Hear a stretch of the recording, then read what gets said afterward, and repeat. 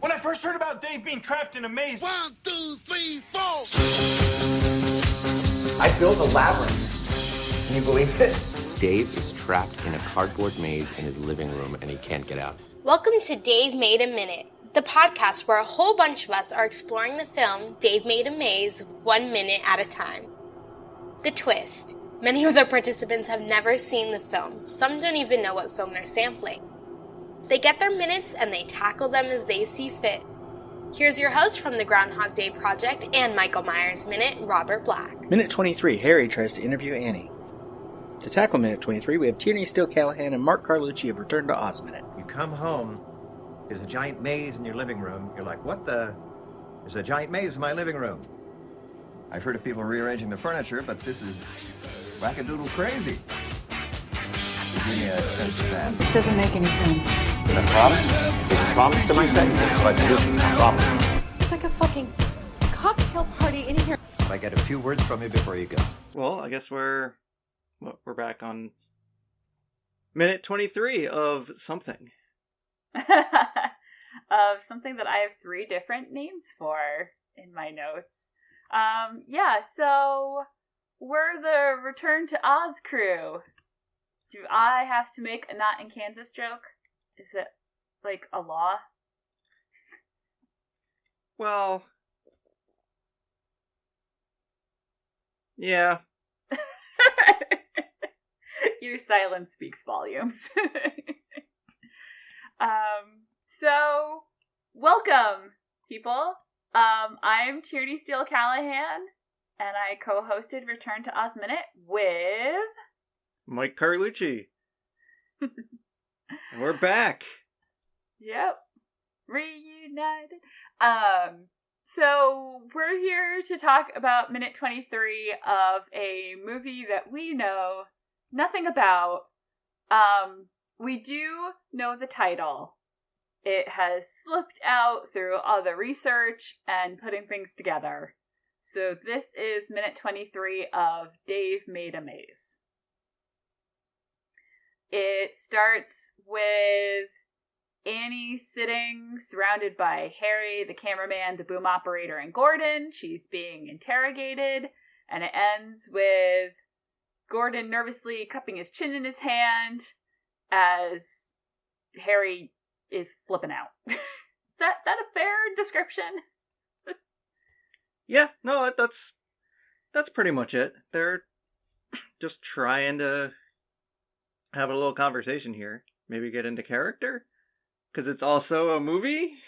Well, we'll get there. So I'm just going to hit a few high points of this transcript that I made really quickly.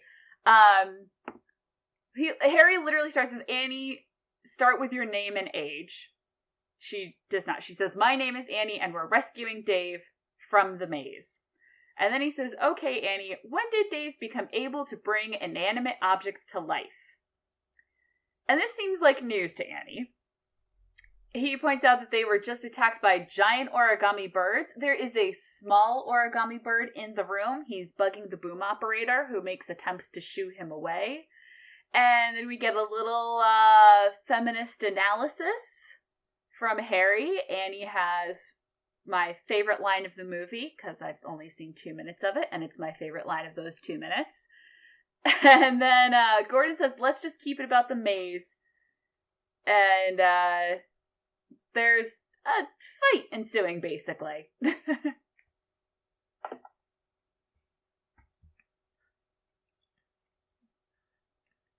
Yeah, that's from second 0 to second 60. That is a very good summary. And I don't know what people are seeing. Do you want to talk about what we think of this minute first, and we can do a little bit analysis of who we're seeing and how I know their names? Yeah. So I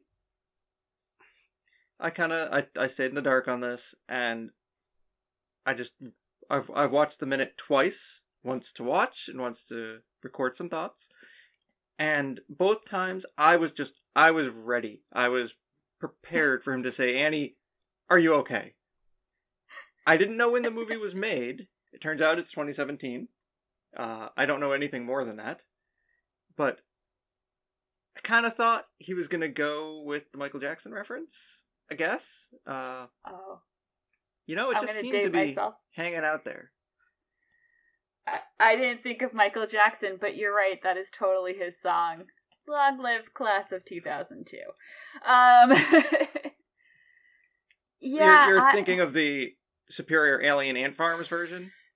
Yes, I am. Yeah. I literally had not thought of Michael Jackson at all in the whole conversation we had about that song. Oops. Yeah. It's I picked up on the fact that basically, so Harry's interrogating her, and when she says, you know, I don't know, she's not giving him any answers, she just seems confused, and he gives this, like, massive sigh and says, often in the media, women are portrayed as incomplete without a man. Talking about a guy, blah, blah, blah. And when she says, I don't really care, and gets up to leave, he screams after her, you don't care? You're a woman and you don't care about gender stereotypes? What are you, Betty Friedan? And I still don't get this line. Because I was reading about her. She's the woman who wrote The Feminine Mystique. She was a co-founder of Now. And I was trying to see, because I know there are, like, backlashes to the different waves of feminism, and maybe that's what he was picking up on, but nothing I read makes that line make sense of, oh, you don't care about gender stereotypes? I just... And then I went down a rabbit hole, reading about backlash to feminist movements, and I have to go cry and scream. But it made me really hate the fact that he pushes her back down into her seat. On so many levels. Yeah, it was a weird aside. And not knowing the content of the movie, I don't know if there's more of a, is there a message in this movie? Or was that just a very strange name drop? Yeah, I mean, Friedan was criticized as hysterical by many people. You can guess by the tone of my voice what I think about that. But let's face it, if anyone is hysterical in this minute, I mean, Harry's hair is flopping around. And I mean, Annie is confused and her eyes are darting around, but she mostly just seems to want to be out of the situation. Yeah, so there's a lot going on. Like, I'm not sure from just this minute if Annie is an actor or Annie is a character. Because they're also making a movie while we're watching. Like, is he directing Annie the character? Is he talking to Annie the actor, saying, you've lost your friend Dave? I don't know.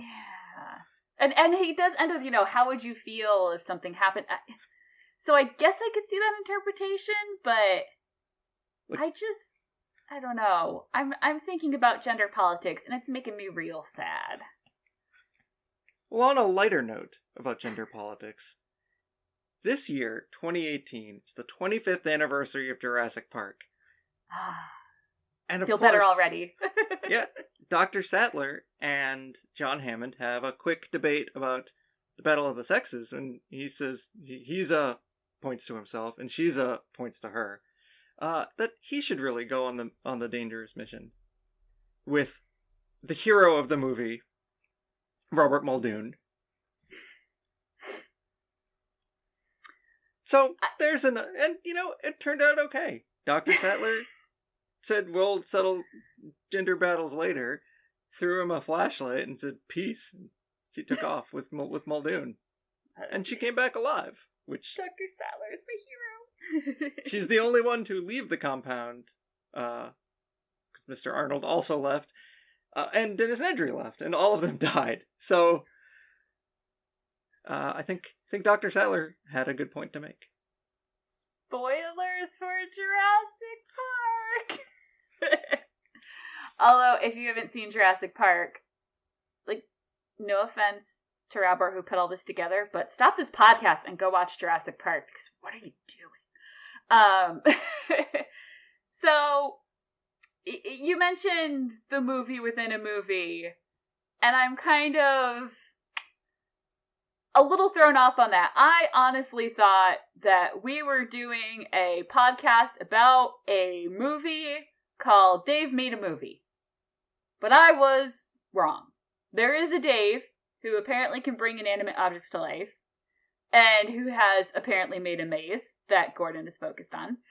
That doesn't sound good, but since I was wrong about Dave making a movie, I have no theories for what Harry and his compatriots are doing here. I mean, as far as I'm concerned, this is a movie about Annie trying to find... I mean, she says her mission is to find Dave, and she says, I really don't care in the best way. And, like, maybe it's just when this minute was sent to me, but Annie's, what? I really don't care is just, like, make a t-shirt. I'd buy it. So yeah, this is clearly a feminist manifesto about Annie. You were like, no, that's not what's happening. Honestly, I mean, that could be Annie, the character. It could be Annie, the actress, or the actress portraying Annie. Like, I'm not sure who is the feminist. Maybe they both are. I don't know. This is the first... So this is a somewhat of a repeat experience for me, because I did watch on Tierney's other podcast. I did watch a minute of, oh geez, now I can't remember the name of the movie. This is terrible. The Never-Ending Story. That's the one. The Never-Ending Story. I thought I had seen as a child, but wasn't sure. Then watched a minute and was definitely sure I had never seen it. Which only made it better to have you on. This is a little bit of a deja vu thing where I'm watching this movie, though this I'm positive I didn't see. And now I'm like, well, what can I judge? What can I take away from a minute? Because I was way off. Like, I was way off on The Never-Ending Story. Yeah. Well, I had in my note, because like I said, I took notes on things, trying to parse things together, and I did just list Annie, the girl being interviewed. So I didn't question. I was given pictures of people and said, this is who they are. And then I used that information to go on IMDb and see who the actors were playing everyone. I never questioned that Dave is Dave and Annie is Annie. And cameraman is cameraman. I mean, that just never even crossed my mind to be a thing that I wondered. I'm a little worried about trying to pronounce Annie, the actor playing Annie, whoever she may be's name. I know the first name's Mira because Game of Thrones, woot woot. It's spelled the same way. I'm assuming it's Rohit Kumhani, but that could be way off, and I'm sorry if it is.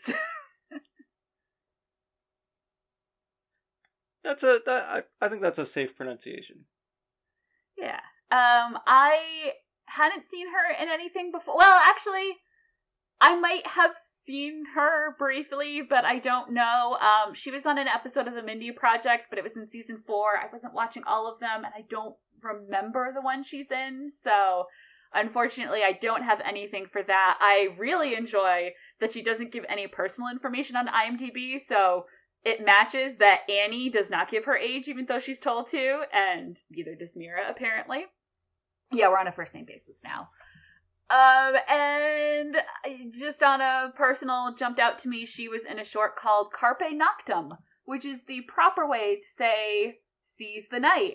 But if you're a college freshman in a band, Carpe Nocturne sounds much cooler. That band's been disbanded for a couple decades now, so the end of that story. But briefly in a band called Carpe Nocturne, and it drove one of our friends nuts that we were using incorrect Latin for the name. Interesting. Yeah. Learn a little something new every day. Yeah.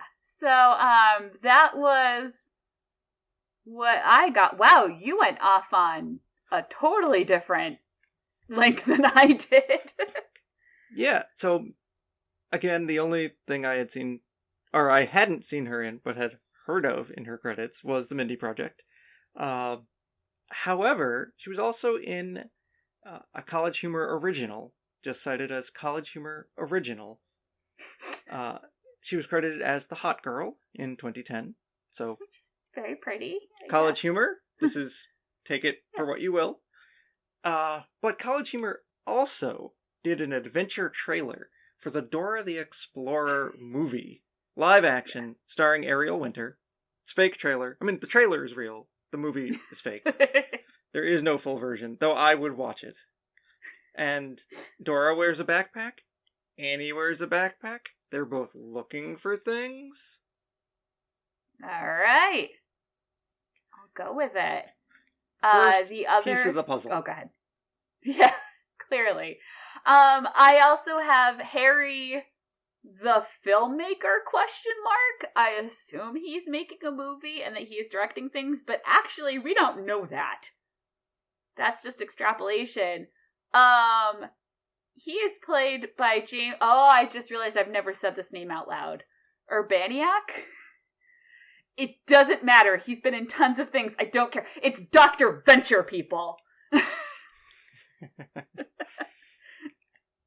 All you need to know. After I saw your note about that, when I listened to, or when I watched the minute for the second time, I was like, oh yeah, that's him. Yeah.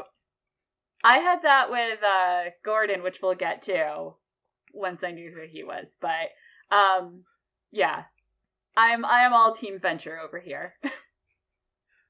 I was a little excited looking at his credits because I thought he was in Knights of the Old Republic. Love me some KOTOR, but it was just the Old Republic, massively multiplayer online RPG, which you have to pay money for, and I don't think was that great. One man's opinion. I heard that acronym for the first time yesterday, so I'm a little freaked out that it's now coming up again. There's a word for that. Yeah, so I mentioned Gordon. He has a couple lines here. First of all, to me, it looks like he is wearing a BB-8 t-shirt. I don't think he is. It's just every time I see that little orange arc on his shirt, I just assume that it's BB-8. He's played by Adam Bush. I did not recognize him the first time I watched these minutes through. Because glasses and hair and all that. It's Warren! The leader of the Buffy's arch nemesis. I forget how he says. He says it wrong, but I can't remember how he mispronounces it. I have blocked out as much of Warren from my brain as possible. Yes, he was on Buffy the Vampire Slayer. He is important on Buffy the Vampire Slayer. He has other credits, of course, but what stuck out to me was actually non-acting. He was mentioned as a member of the band Common Rotation. Was like, oh, check them out, see what's going on. He's listed as vocal, saxophone, harmonica, glockenspiel. So I have to look this band up once we're done recording. Yeah, I don't know of a band with a glockenspiel. Yeah, I mean, I've heard music with it in it, but it was like normal current band, and here we go. I'm like, yes, let's look this up. Yeah, that was all I picked up on, and it was one of those things. Once I knew that, I did recognize him. I didn't recognize him at all. I saw the note about Warren, and I assumed that was the director because he looks more like Warren did in Buffy. I guess adding the beard really threw me. Mm-hmm.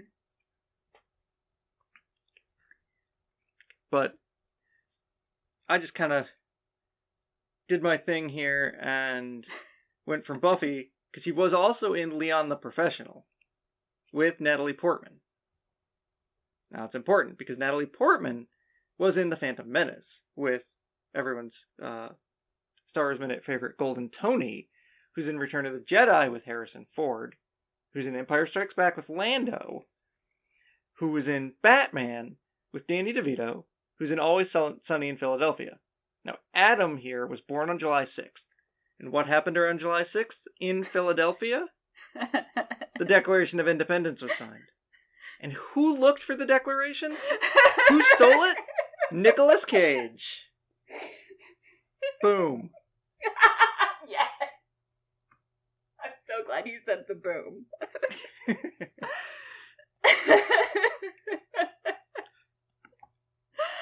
Oh man, I feel like we're gonna give really short shrift to Frank Callaghan and Scott Narver, who play the boom operator and cameraman. Because I do not have a Nick Cage connection for them. Although, I really should have challenged you with that in advance. I'm sorry. That would have been amazing. The person playing the boom operator has a little bit of a comedic moment trying to get rid of this animate origami bird. Normal size, not giant, so I'm not sure what that is linking to. He's been on Adam Ruins Everything. You also... Oh! I know Golden Tony was not a boom operator, but for some reason I always think it's the same person. Who did he remind you of, Michael? Wait, are we talking about Scott or the boom operator? The boom operator is Frank. Oh, okay, sorry. I was on the wrong person. Yeah, the boom operator. I always think about that crazy Star Wars picture with the boom operator wearing like tiny pink shorts and has this giant boom mic and is just hanging over all of these props and people. They're in the desert on Tatooine, or not Tatooine. You get the point. Sorry. The picture is just ridiculous, and it's the 70s, and I think he has a huge beard too, right? Like, anyway. I mean, there's some sacrifices a man will make when he's hot in the desert, and some that he will not. I only think about that because the boom mics just kind of fade into the background as a viewer, and it was kind of one of the things we looked for in Return to Oz Minute when they were in the, I don't know, spoiler alert, mirror room. To like see if we could see the crew, and it's amazing to me that we don't see more crew in at least older films where you couldn't just computer edit and you'd have to really change film. Like that whole process just fascinates me. They always got pretty good shots. I love that you didn't spoiler alert for the Who Survives Jurassic Park, but you did for the fact that there's a mirror room in Return to Oz. That is extremely on brand. Well, it's been a while since I've done a Minutes podcast, so I forgot the spoiler alert on the first one. Oh God, I don't know how many times I said spoiler alert during Return to Oz Minute, but it was a lot. Yeah, just in case. We're kind of pop culture junkies, in case you couldn't tell, so we connect things, as you do. And when you reach Nick Cage, you say boom. Yeah. And then the only other person in this minute that we see is our buddy, the cameraman. Scott? I did not recognize any of his credits. He has no picture on IMDb. I have nothing for this. So, I didn't know I didn't know most of his credits, but he was in the Xbox game L.A. Noire. He was a motion capture actor for, quote, other characters. It's kind of I don't know, it's made by Rockstar, so I guess you would say it's GTA Detectives? I don't know. Anyway, I didn't realize that there were motion cap characters in the game. I didn't finish the game. I'm really sorry, Scott. I hope you're not listening to this. I just don't have anything. I mean, we have nothing negative to say, certainly. We just... Scott Nerver, if you're out there listening, I mean, you did an excellent job in this minute. So, yeah, that's minute 23, and we end with wondering how Annie would feel if something should happen to Dave. And I love that your last note was, Dave isn't there. I'm so confused. And I just heard back, Dave's not here, man. Yeah. Oh, I had one other thing. I forgot to write it down. At first, I thought this is probably a huge insult to the actor whose name I can't remember. At first, I thought the director, Harry, I thought was the guy who's the secret agent in. Oh, jeez. I had it. Oh well. The secret agent. They wear suits and hats. Manners maketh man. They just did the Golden Circle. Oh, wait. Manners. I'm going to let you type. We don't both need to Google at the same time. Golden Circle. Kingsman. I thought he was the guy in The Kingsman. Colin Firth? Yes. The older guy, not the younger guy. You thought Harry was love of my life, Colin Firth? Except not really, because his wife is a wonderful person. She advocates for vegan-friendly option, like green fashion on red carpets, because she has to go so many, because she's married to Colin Firth. I'm just going to keep saying, no, I'm just kidding. I'll stop now. I mean...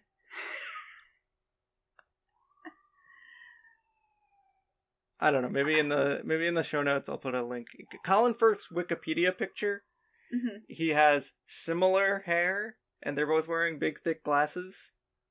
He has a nose and other features. I don't know. I was about to agree with you, but no, I can see the glasses being a thing, and you're right with the hair going for. Okay, I'll give it. I'll let you have that. I'm trying to remember who someone in their IMDb picture. My first thought was, are you doing an Alec Baldwin impression? But I decided no. It would have been one of the filmmakers. So here's to you, James Urbaniak. You could be Colin Firth. So we end minute 23. It's been a journey. I really don't feel like we've advanced anything for this podcast. I'm sorry.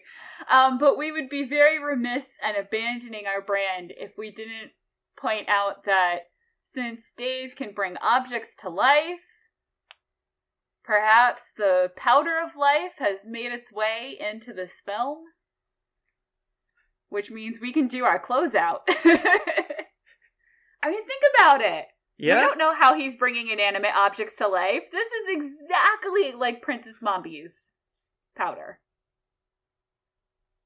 Yeah, who's to say Dorothy didn't take a little bit of that dust with her, and it found its way to Dave. Dave's not here, man. I'm sorry, I have to do it every time. Alright. Well, we will see you. You'll hear us, you great listeners, when we come back for minute 52. I'm a poet and I didn't even know it. You wanna do we had a closeout for Return to Oz that I literally just realized while we were recording this minute. Totally works for what we know about Dave so far. Okay, let's bring some birds to life. Weog. Go. Teog. Peog. And then I could probably disarm all the traps. And then we can finish this maze. Who is with me? That was Tierney, Steele, Callaghan, and Mark Carlucci of Return to Oz Minute, taking on Minute 23 of Dave Made a Maze. They will be back in Minute 52. Next time on Dave Made a Minute, we've got Andy Nelson and Pete Wright of the Next Reel podcast taking on Minute 24. Thank you for listening to Dave Made a Minute. Intro dialogue snippets were taken from Dave Made a Maze, directed by Bill Watterson, written by Bill Watterson and Steve Sears, and produced by John Charles Meyer. Intro music is Diversion by The Equals, featured in the film Dave Made a Maze, and Life Cycle of a Match by Parvis Decree. Outro music is Leaving This God-Forsaken Place and Her Presence is Strong Here by Parvis Decree. Dave Made a Minute is a production of Lemming Drop Studio and all other featured podcast producers. You can find more content at lemmingdrops.com. Check us out on Twitter, Facebook, and Instagram at Dave Made a Minute. If you like what you hear, throw us a rating and review on your podcatcher of choice, and check out all of the participants' other shows to spread the love around. Again, thank you for listening. As long as we're all working together, this is going to be fine. It's going to be great. I need you to notify the families of everyone who died here today. Totally. Wait, what?